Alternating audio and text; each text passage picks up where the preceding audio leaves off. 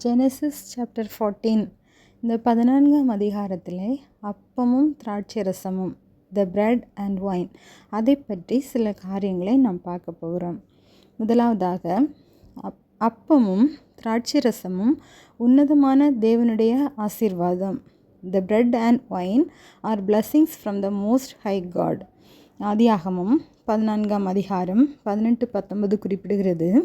அன்றியும் உன்னதமான தேவனுடைய ஆசாரியனாயிருந்த சாலேமின் ராஜாவாகிய மெல்கிசேதேக்கு அப்பமும் திராட்சை ரசமும் கொண்டு வந்து அவனை ஆசீர்வதித்து, வானத்தையும் பூமியும் உடையவராகிய உன்னதமானவருடைய ஆசீர்வாதம் ஆபிரகாமுக்கு உண்டாவதாக என்றார். அப்பத்தை கொடுக்கிறதான தானியமும் திராட்சை ரசத்தை கொடுக்கிறதான திராட்சை பழமும் பூமியின் விளைச்சல்களின் பலன்கள். அந்த அப்பம் பசியை போக்குவதாகவும் திராட்சை ரசம் களைப்பை மாற்றுவதாகவும் காணப்படுகிறது. அப்பமும் திராட்சை ரசமாகிய இரண்டும் உன்னதமான தேவனுடைய ஆசீர்வாதங்கள். இதிலிருந்து பசியை ஆற்றுகிறவர், தாகத்தை தீர்க்கிறவர் உன்னதமான கர்த்தர் என்ற உண்மையை அறிந்து கொள்ள முடிகிறது. இன்றும் அநேக குடும்பங்கள் வறுமையினால் ஒருவேளை உணவிற்காக கஷ்டப்படுகிறது. இரவு உணவு இல்லாமல் படுக்கைக்கு செல்லும் ஆயிரக்கணக்கான மக்கள்.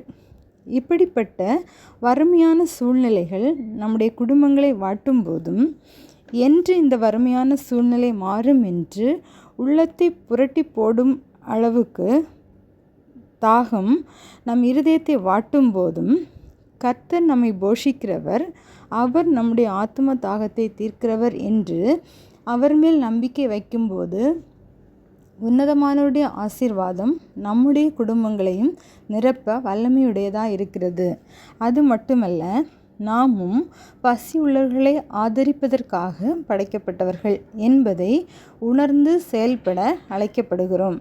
பசி உள்ளவனுக்கு உன் ஆகாரத்தை பகிர்ந்து கொடு.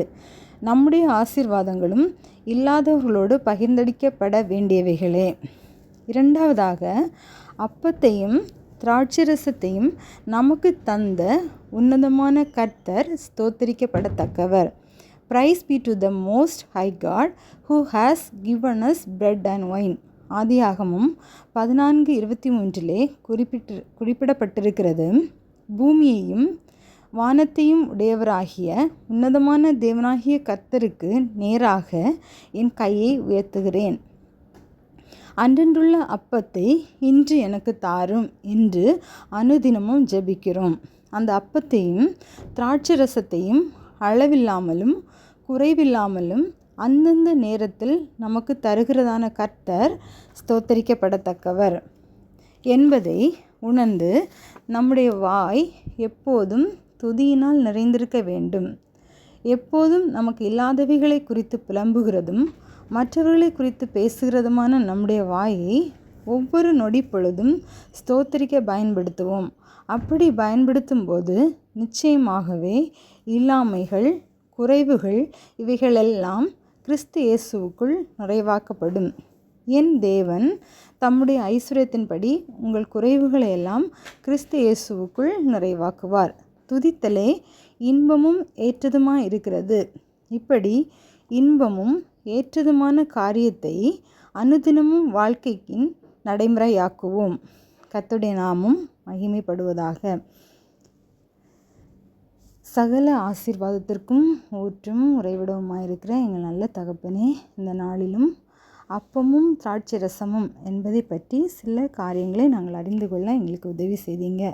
அப்பத்தையும் திராட்சை ரசத்தையும் எங்களுக்கு ஆசீர்வாதமாய் தருகிறவர் உன்னதமான கர்த்தர், ஸ்தோத்திரிக்கப்படத்தக்கவர் என்பதை நாங்கள் அறிந்து கொள்ள நீங்கள் உதவி செய்தீங்க. நன்றி செலுத்துகிறோம்.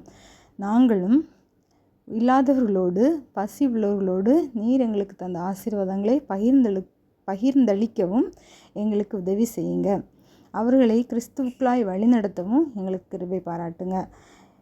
துதி, கன, மகிமை எல்லாம் எடுத்துக்கொள்ளுங்க. இயேசுவின் மூலம் ஜெபிக்கிறோம் நல்ல பிதாவே, ஆமேன்.